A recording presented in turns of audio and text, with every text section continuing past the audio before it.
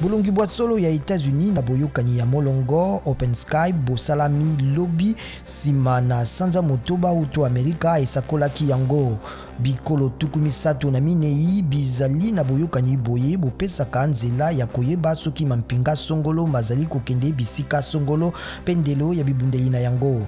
Donald Trump afundaki Russie na kobuka yango yambo. Bakambi ba G20 balaki kosala nyonso po ete mangole ma COVID-19 makabolama na sembo na banso. Donald Trump akumisi maye masalami po mangole mazwama pe alaki kosala na G20.